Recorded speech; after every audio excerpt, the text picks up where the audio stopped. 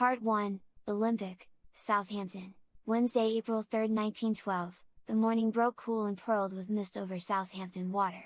A pale sun struggled through the low clouds, turning the great hull of the Olympic into something almost dreamlike, vast and white and impossibly grand against the bustle of the docks. Theo Turner stood with his hands tucked into the pockets of his worn jacket, boots planted firmly on the damp planks. At 13, nearly 14, as he liked to remind himself, he was small for his age but carried himself with a quiet steadiness that made him seem older.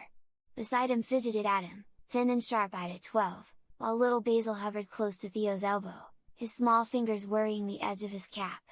The dock was alive with motion, carts rattled over the cobbles, stevedores shouted to one another as crates were swung aboard by creaking cranes, ladies in fine coats picked their way carefully along the gangway, while gentlemen consulted watches and tickets with brisk importance.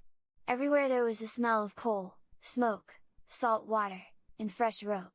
Theo breathed it in deeply. To him, it was the smell of the future. "Do you see him yet?"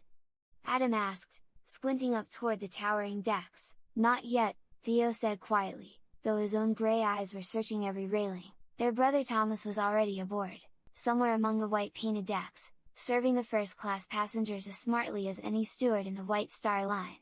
Theo felt a small, familiar swell of pride at the thought. "Come on," Adam muttered, "we'll never spot him down here."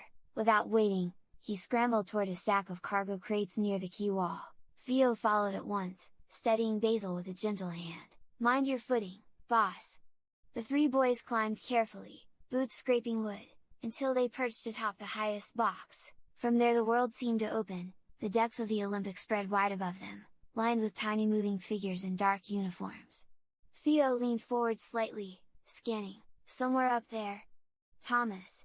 Basil's voice came small beside him. "Now he is gone again." Theo glanced down. Basil's round face was pinched with worry, his lower lip caught between his teeth. And you too," Basil added, very softly. For a moment the noise of the dock seemed to fade. Theo turned fully toward his youngest brother.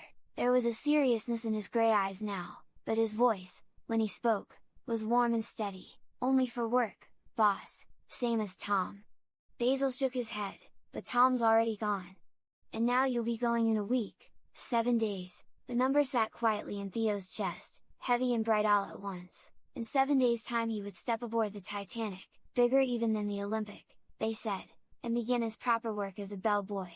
7 days, and everything would begin to change. Theo reached over and gently straightened Basil's crooked cap, a small smile tugging at his mouth. "You'll hardly notice I'm gone," he said lightly. "Adam will talk your ear off same as always." Adam snorted. "I do not." "You do," Theo said.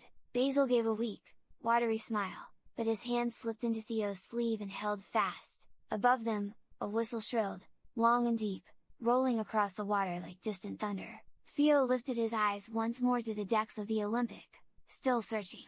Somewhere up there was Thomas. And somewhere, just 7 days ahead, waited the Titanic. Theo found his gaze lingering on the Olympic's long white lines, his brow knitting slightly as a practical thought pressed in among the morning's excitement. They said the Titanic was her twin, near as identical as made no difference at all. He hoped it was true, if the passages ran the same. If the companionways turned where he expected. If the lifts and staircases stood just where they did aboard the Olympic, then his work would be all the easier. "A bellboy who knew his ship was worth twice his wages," Mr. McElroy had once said. The thought warmed him. By now Theo knew the Olympic near by heart. He could run from the purser's office to anywhere in first class without once losing his way. He knew which doors stuck in damp weather, which stewards liked their messages quick and quiet, and which passengers tipped best if you remembered their names. He shifted slightly on the crate, a faint, private smile touching his mouth. The days aboard were long, longer than anything he had ever known ashore. From early morning calls to the last late night errands, his legs were seldom still. More than once he had fallen into his narrow bunk still half in uniform, too tired even to pull off his boots. And yet, there had been laughter too, quick, breathless snatches of it in the steward's pantry. Whispered jokes in the bellboys' quarters. The quiet pride of a task done smartly and well. They were a tired lot most nights, it was true, but there was a kind of fellowship in it that Theo had come to treasure. His fingers drummed lightly against the wood beneath him as another thought surfaced, one he did not quite voice aloud. He hoped Mr. McElroy would be aboard the Titanic. The purser was a stern man, no mistake there, his eye missed very little, and more than one careless lad had felt the sharp edge of his tongue, but he was fair, always fair, and Theo respected him deeply for it.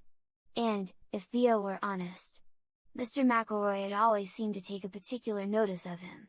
"My quick sprinter," the purser would say in that brisk way of his whenever Theo delivered a message ahead of time. The memory brought the faintest lift to Theo's shoulders. If Mr. McElroy was on the Titanic, well, Theo thought he might manage just fine now Thomas was on Olympic. At first Theo thought his eyes were playing tricks on him. There were so many uniforms along the rail, dark figures moving briskly about their duties, that for a moment they all seemed the same. Then Adam suddenly sucked in a sharp breath beside him. "There, Theo, there!" Adam's arms shot out, finger pointing toward the forward well deck. Theo leaned forward, heart giving a quick, hopeful thump, and then he saw him. A tall steward in proper White Star uniform stood just where they had all agreed beforehand, near the forecastle rail, straight-backed as ever, scanning the dock with the purposeful air that was so very Thomas. Even at this distance, Theo would have known him anywhere.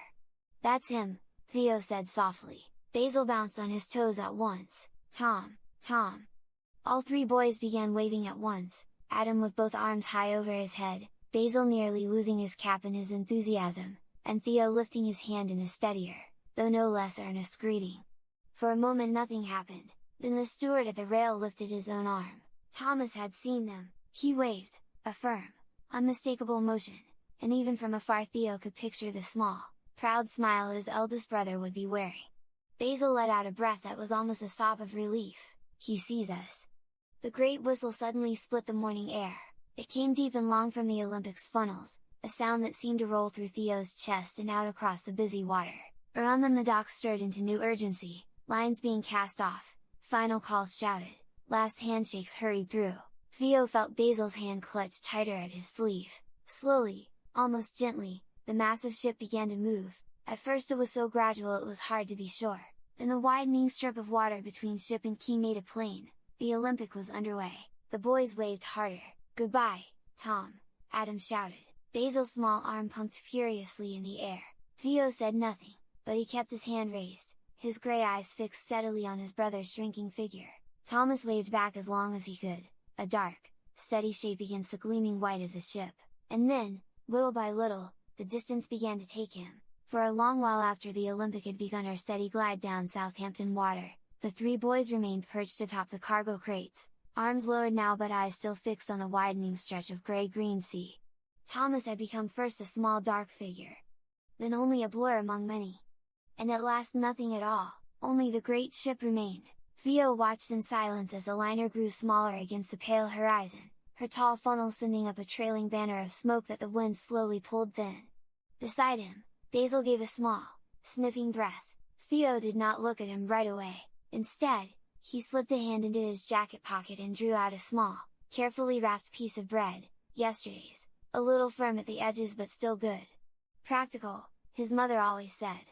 Without a word, he broke it neatly into 3 portions. "Here," he said gently. Adam took his piece at once, already chewing with the easy appetite of a growing boy. Basil accepted his more slowly, both hands cupped around it. Theo kept the smallest portion for himself. They sat there together on the crate, boots dangling, quietly eating as the Olympic moved farther and farther down the waterway. The dock behind them had begun to settle. The loudest of the shouting was done now, replaced by the ordinary clatter of work resuming. A gull wheeled overhead, crying sharply in the cool air.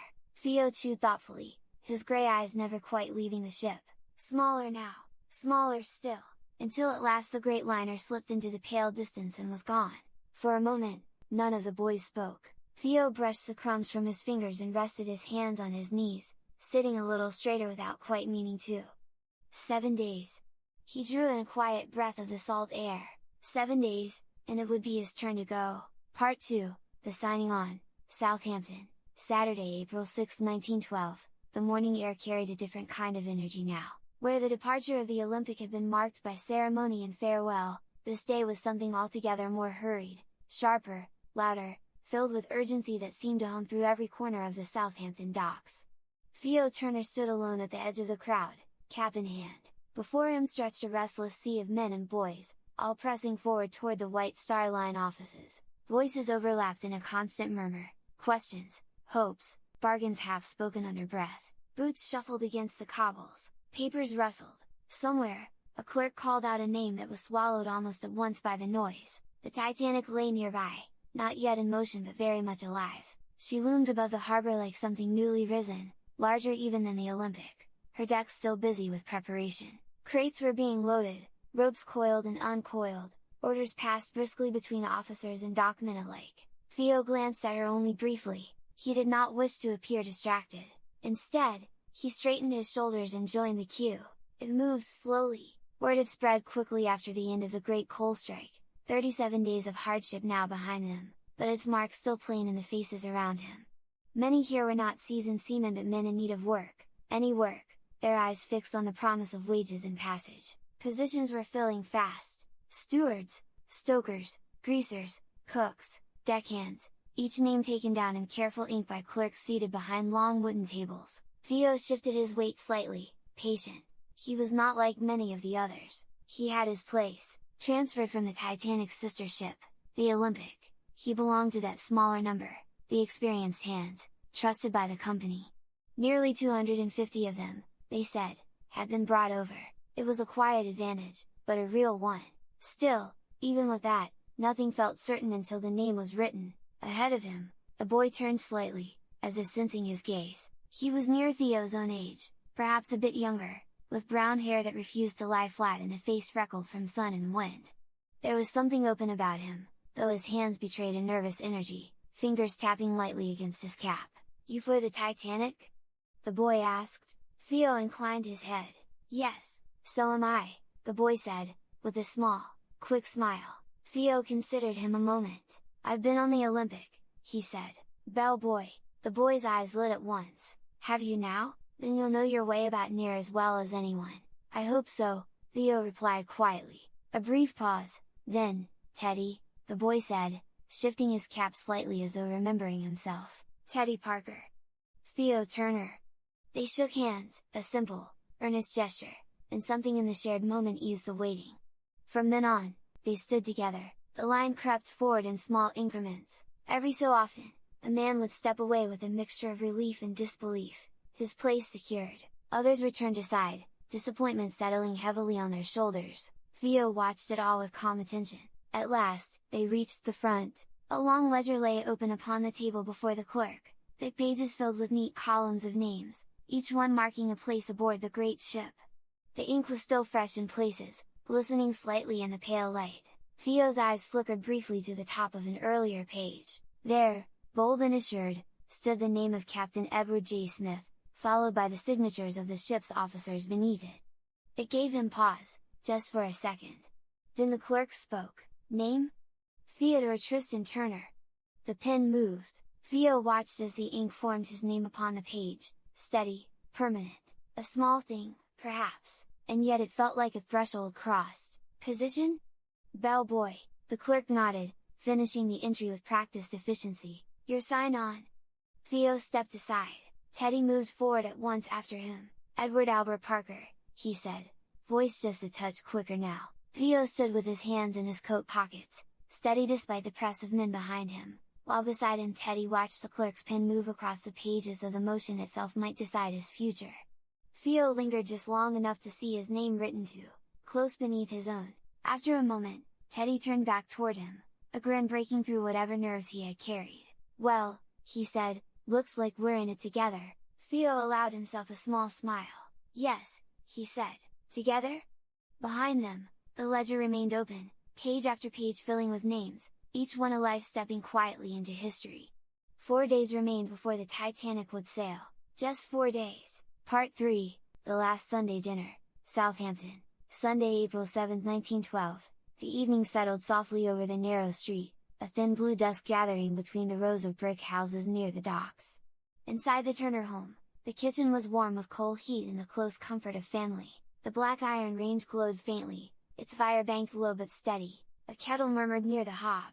The air held the mingled scents of roast mutton, boiled cabbage, and strong tea. Elizabeth Turner stood at the scrubbed wooden table, carving carefully, making the meat stretch as far as it must. The table itself bore the marks of years, knife scratches, heat rings, a faint ink stain from Edward's schooling days. 8 mismatched chairs were drawn close. Thomas's place, the eldest, stood empty tonight, far out on the Atlantic aboard the Olympic. Theo noticed it. He said nothing. "Sit proper," Elizabeth said gently. "Mind your elbows, Adam." Chairs scraped, boots thudded against bare floorboards. Outside, faint through the thin glass of the back window came the distant rumble of the docks, a cart rolling late, a shouted call, the far cry of gulls settling for the night.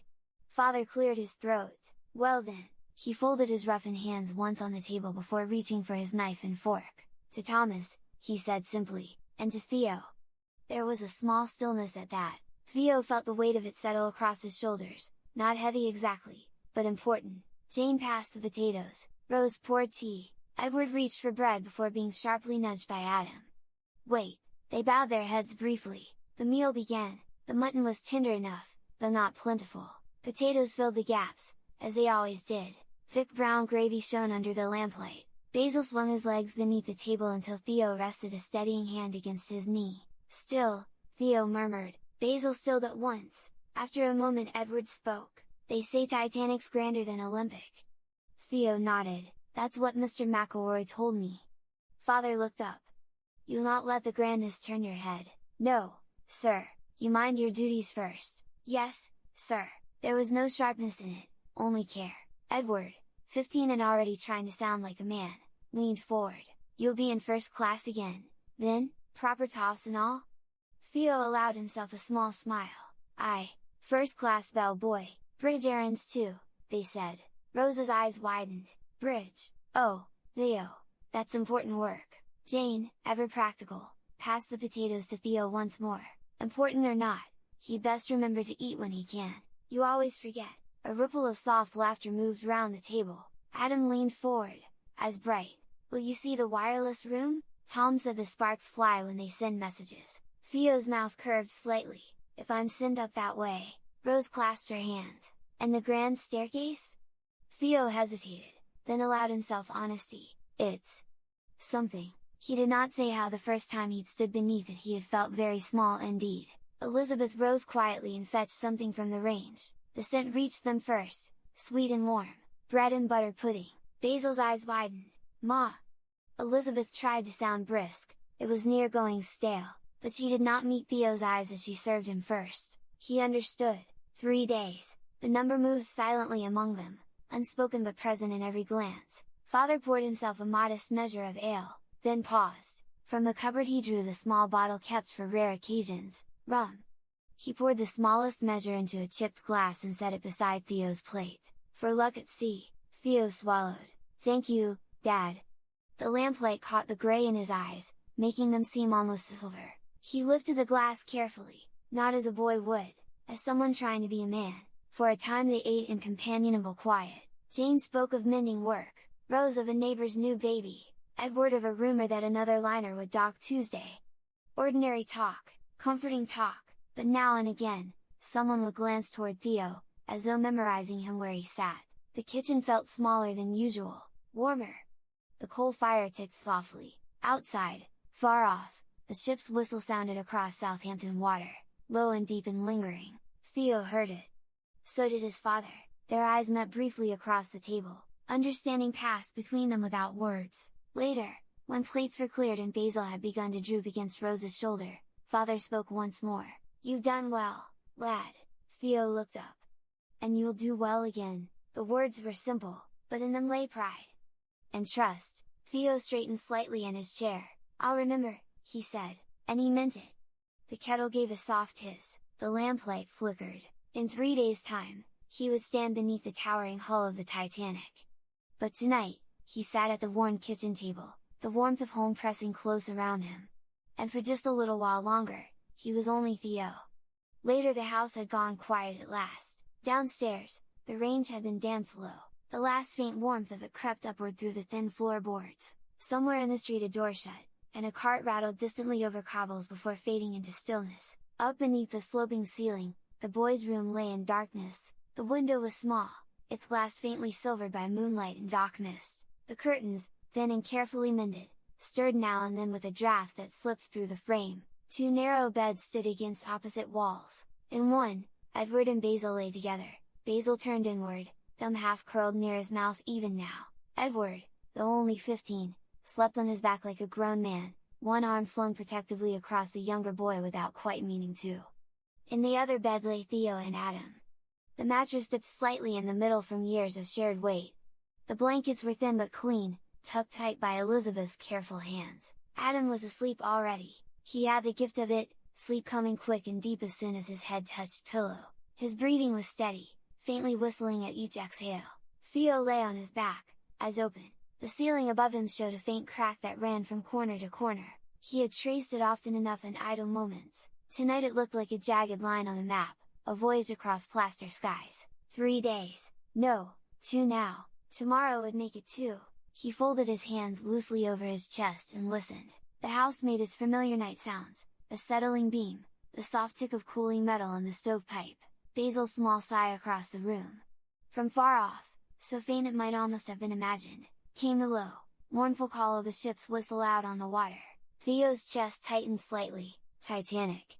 He had seen her only from a distance so far, a forest of funnels and masts rising beyond other ships. Bigger than Olympic, they said, near identical, he hoped so. He pictured her in his mind as he had so often done these past days, the long companionways, the polished brass rails, the deep red carpets of first class.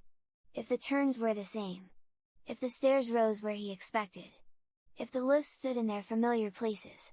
Then he would not lose his way. A bellboy who knew his ship was worth twice his wages. Mr. McElroy's words returned to him, crisp and approving. Theo turned slightly onto his side, careful not to jostle Adam. The mattress creaked faintly. Adam murmured something unintelligible but did not wake. Across the room Basil shifted, a small restless movement. Theo watched him in the dimness. He had told Basil he would hardly notice him gone. It had been said lightly, it had not been entirely true. Theo swallowed and stared toward the window. He thought of his mother at the table, serving him first tonight. Of his father's rough hand sliding the small glass of rum across the wood. Of Thomas already at sea, steady and capable in his steward's uniform. Theo felt pride, bright and steady. He was earning £2 a month now, not much, perhaps, but it mattered, it helped. He imagined one day bringing home more, perhaps enough that his mother need not sew so late into the evening, perhaps enough that Adam and Basil might stay at school longer than the rest of them had. The thought warmed him more than the blankets. Outside, a gull cried once in the dark. Theo let out a slow breath. There was excitement in him, sharp and electric, but beneath it lay something quieter, responsibility. He was 13, nearly 14, small, perhaps, but no longer quite a child. Carefully, so as not to wake Adam, Theo slid one hand beneath his pillow and drew out the folded scrap of paper he kept there. His transfer notice, Titanic. He could not read the name without feeling a strange lift in his chest. He folded it again neatly and returned it to its place. Then at last he closed his eyes. The ship rose before him in the dark, vast, white, waiting. After a long while, his breathing slowed, and in the small, shared room, beneath the thin Southampton moonlight, Theo finally slept. Part 4, First sight of Titanic, Southampton, Tuesday, April 9, 1912. The morning was clearer than it had been in several days, and a pale yet steady light lay across the docks, lifting the lingering mist just enough that the outlines of ships, cranes, and men stood in firm relief where only yesterday they had seemed half imagined, while the water itself moved in slow, heavy swells against the quay and the familiar sounds of the harbour carried cleanly through the cool air, the clatter of carts over cobbles, the distant calling of orders, and the steady, rhythmic churning of machinery already at its work. Theo Turner came on foot, his hands tucked into the pockets of his coat and his cap pulled low against the morning breeze, walking neither quickly nor idly, but with that same quiet steadiness that marked him in all things, for he had not hurried, there being no need to do so, and yet, as he turned the final corner past a line of warehouses whose brick walls still held the night's chill, he felt something within him draw suddenly still. She stood before him, the Titanic. For a moment he did not move, nor did he speak, but remained where he was, looking. He had known ships all his life, had worked aboard the Olympic, had run her passages and climbed her stairways until they had become as familiar to him as the streets of Southampton itself, and so he was not a boy seeing such a vessel for the first time, nor one easily overcome by mere size or grandeur. And yet, for all that, this was different, not entirely in form, for her lines were much the same, nor even truly in scale, though she rose immense from the water, her long black hull stretching outward in an unbroken sweep while her white superstructure climbed above it in tier upon tier like some great and ordered city set afloat.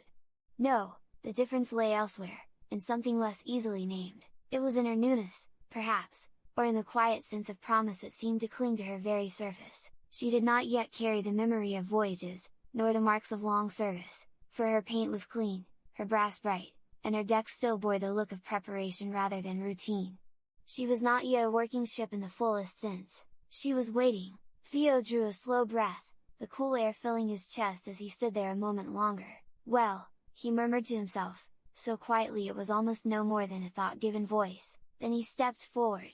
As he approached, the scale of her resolved itself more clearly, not as something distant and impressive, but as something immediate and practical, the hull rising high above him with its long lines of riveted plates, the great ropes coiled thick as a man's arm along the quay, and the steady movement of men at work, some bearing crates, others consulting lists, and a few standing in low conversation that spoke not of idleness but of familiarity with the tasks before them.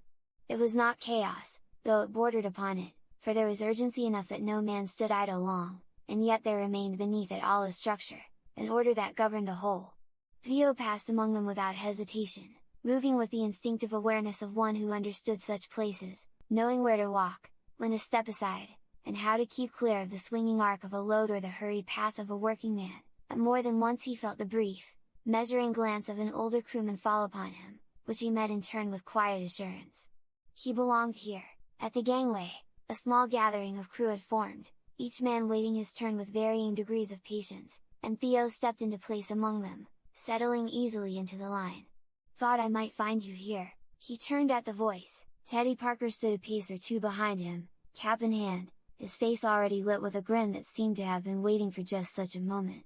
"You're early," Teddy added. "So are you," Theo replied. Teddy gave a small shrug, shifting his weight slightly. "Didn't fancy missing my chance, did I?" Theo allowed the faintest curve of a smile. "No." They stood together then, shoulder to shoulder, their gazes lifting once more to the ship. "It's something, isn't it?" Teddy said after a moment. Theo considered the question, his eyes tracing the familiar yet altered lines before him. "It is," he said at last. He did not say more, for he did not need to. The line moved gradually, and when their turn came Theo stepped forward first, giving his name in a steady and composed voice, and was waved through with little more than a glance, his transfer already known and his presence expected.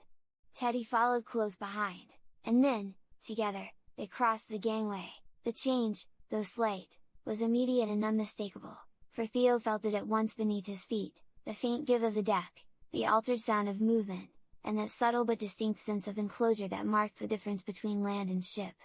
He stepped aside to allow another man to pass, then paused just long enough to take in what lay about him. The deck was already alive with ordered activity, stewards moved briskly in pairs, carrying linen and polished trays, while a pair of bellboys, a bit older than Theo and Teddy, hurried past with messages in hand, their uniforms still stiff with newness, and somewhere close by a voice issued instructions in a tone that admitted no delay. Theo listened, observed, and measured. The arrangement of the ship was familiar, not perfectly so, but near enough that it brought with it a quiet reassurance, for the angles of the deck, the placing of doors and companionways, and even the manner in which movement seemed guided from one space to another all bore the clear likeness of the Olympic. Not identical, but close enough. He felt something in his chest ease. "I told you," he said quietly, more to himself than to Teddy, "near the same." Teddy let out a small breath beside him. "That's a comfort, I'll take it." A steward passed them then, giving a brief nod in Theo's direction. "Bellboys report at the purser's office," he said.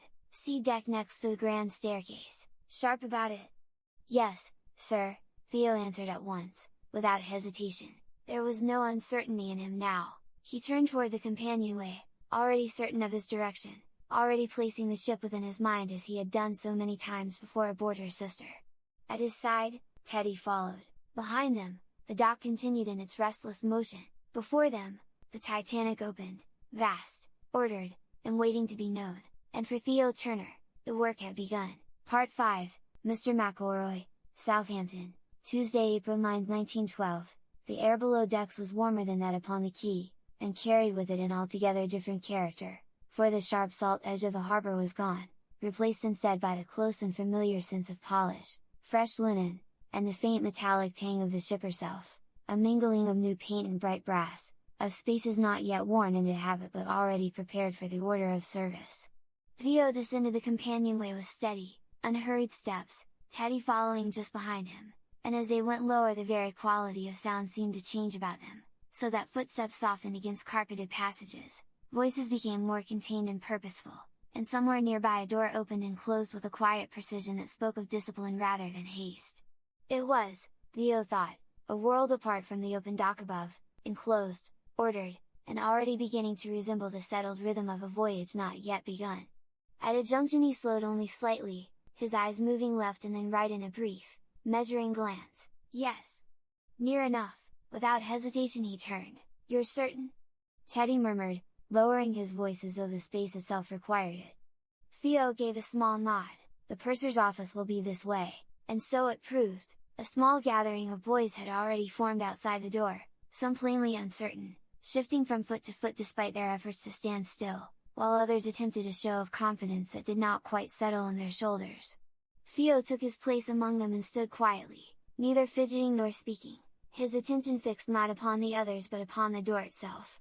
After a short while it opened. Next, they were called in one by one, each disappearing briefly into the room beyond before emerging again with some change, relief, or tension, or the first sign of belonging. When Theo's turn came, he stepped forward at once. The room within was neat and entirely practical, already bearing the quiet authority of administration, with papers laid in ordered stacks, a ledger open upon the desk, and behind it a man whom Theo recognized at once. Mr. McElroy. He appeared unchanged, straight-backed, precise in every movement, his gaze sharp and deliberate, so that there was nothing careless in him, neither in posture nor in manner, nor in the way his eyes lifted now and settled upon Theo with quiet assessment. Recognition followed a moment later. Well, Mr. McElroy said, the word was not warm, yet neither was it without approval. Turner. Theo stood a fraction straighter. Sir. There was a brief pause, and then, with the faintest narrowing of the purser's eyes, my quick sprinter. The words were delivered in the same brisk tone Theo remembered, yet they carried that small, unmistakable note of regard. Yes, sir, Theo replied, and though his voice remained steady, there was in it the slightest trace of pride he could not entirely conceal. Mr. McElroy gave a short nod and reached at once for a piece of paper, transferred over from the Olympic. Good! His pen moved swiftly across the page. You'll find no great difficulty here, provided you keep your wits about you. No, sir. A glance upward followed, sharp, measuring. I expect you to know your duties. Yes, sir. Another brief pause, and then, simply, see that you perform them here as well as you did there. I will, sir. This seemed to satisfy him. Mr. McElroy turned slightly. Uniform? A bundle was brought forward, neatly folded, exact in its arrangement, and Theo accepted it with both hands. The fabric was new, stiffer than that to which he had grown accustomed, the brass buttons catching the light with a clean brightness, and it carried with it the faint scent of storage and fresh pressing. For a moment, no more than that, Theo felt its weight, responsibility made tangible. Next, Mr. McElroy said. Theo stepped aside without delay. Teddy entered in his place, his movements a touch quicker now, though he did what he could to disguise it, and Theo lingered only long enough to hear his name spoken, Parker, Edward Albert, along with the murmur of the same questions. Then he returned to the passage. A short while later Teddy emerged, his own uniform held carefully in his hands, relief plain upon his face despite his effort to appear composed. Well, he said under his breath, he's a sharp one, isn't he? Theo allowed himself the faintest smile. He is. You know him, then? From the Olympic. Teddy let out a quiet whistle. Then I'll keep close to you, if it's all the same. Theo adjusted the folded uniform slightly beneath his arm. That would be wise. They were directed soon after to a small changing room nearby, narrow but orderly, with hooks set along the walls and a bench running its length, where several other boys were already engaged in dressing, some managing their buttons with ease, others less so. Theo set his bundle down and changed without fuss. The uniform fitted well, the collar sat a little stiff against his neck, perhaps, but that would ease with wear, and he took a moment to adjust the line of the jacket, smooth the front, and check each button in turn until all sat as they should. Ready! When he stepped back into the passage, he felt again that quiet shift within himself, not merely a boy, crew. A purser's assistant passed then, casting a brief and appraising glance over them both. "Bellboys report for assignment," he said. "You'll be running first class and bridge errands. Keep sharp, keep moving, and don't be underfoot." "Yes, sir," Theo answered at once. Teddy echoed him a moment later. Theo allowed his gaze to travel once more along the passage, noting doors, turns, and distances with practiced care. Familiar. Near enough. He drew a measured breath. There was work to be done. "Come on," he said quietly, and together, they stepped forward into their duties aboard the Titanic. Part 6, The Last Evening, Southampton, Tuesday, April 9, 1912. The evening came on quietly, without ceremony or distinction, and though there was no gathering to mark it, no occasion set apart as the Sunday dinner had been, there remained within the Turner home a closeness that seemed, in its very ordinariness, more keenly felt for the knowledge that it would not last. Theo sat with his brothers in the small upstairs room as the last of the daylight faded from the narrow window, leaving behind a dim and gentle grey, while the air held a faint chill despite the lingering warmth that rose softly through the floorboards from the kitchen below. Adam lay stretched upon his stomach across the bed, his chin propped upon his hands in restless attention, while Basil sat close beside Theo, his knees drawn up and his gaze fixed upon him with that same earnest, searching look that had not left him these past days, and Edward leaned back against the wall, attempting, with only partial success, to carry himself with the composure of one older than his years. For a time they spoke of small and ordinary things, of ships lying in the harbour, of rumours carried along the docks, and of who might find work whereby the week's end, yet, as so often happened, the talk gradually thinned and fell away into a quiet that was not empty, but thoughtful. Theo turned his cap slowly in his hands. "I mustn't make a muddle of it," he said at last, his voice lower than usual and carrying a note he did not often allow. Edward glanced toward him. "You won't?" Theo gave a slight shake of his head. "It's a bigger ship," he said, after a moment. "More eyes upon you, more to remember." At once Adam pushed himself upright. "You know your way better than most," he said. "You said so yourself." "Near enough," Theo replied, though without full certainty. Basil shifted closer still. "And if you forget something?" he asked softly. Theo hesitated, for the question, so simply spoken, struck nearer than the others had done. "I won't," he said at last, though there lingered beneath the words a trace of doubt he could not entirely conceal. Edward spoke again then, more firmly than before. "You won't," he repeated, "and if you do, you'll set it right after. That's all there is to it."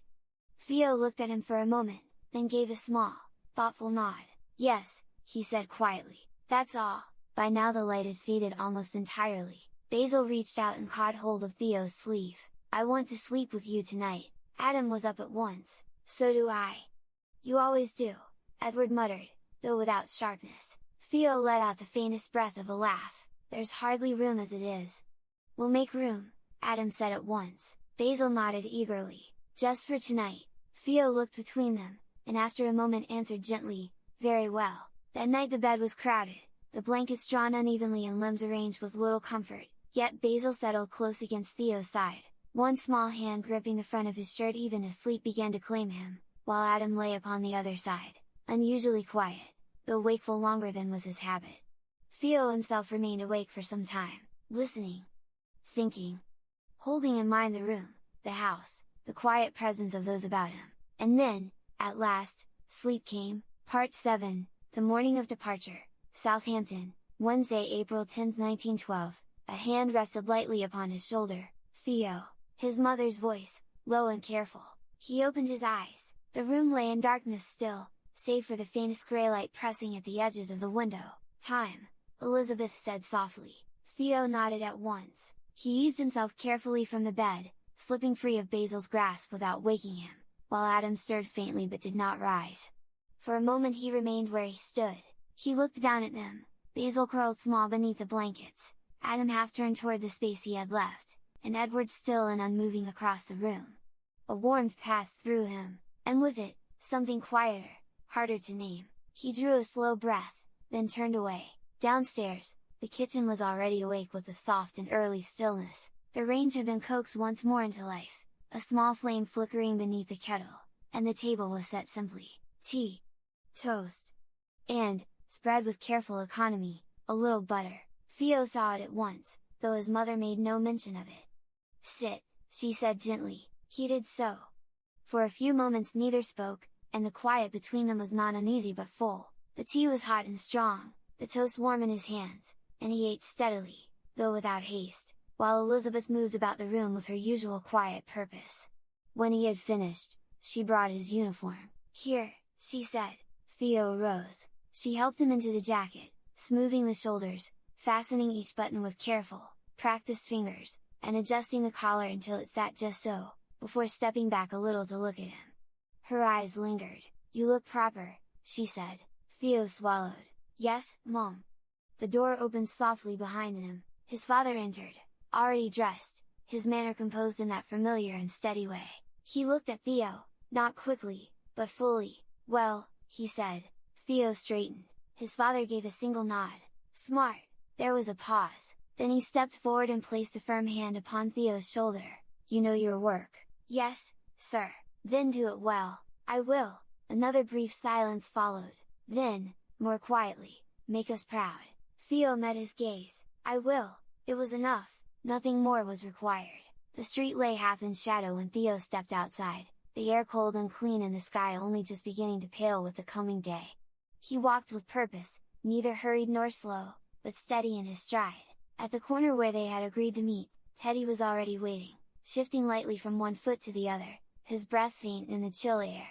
"You're on time," Teddy said. "So are you," Theo replied. They fell into step together at once. As they approached, the docks were stirring into wakefulness, lanterns still burning here and there, voices carrying low through the early hour, and ahead, through the thinning darkness, the vast shape of the Titanic rose once more, silent and immense, waiting as she had the day before. Neither boy spoke much. There was no need. At the gangway a small number of crew were already boarding, and when their turn came Theo gave his name, steady and clear, while Teddy followed close behind. And at 6 o'clock in the morning, as the light of day began properly to break over Southampton water, they stepped aboard the Titanic. Together,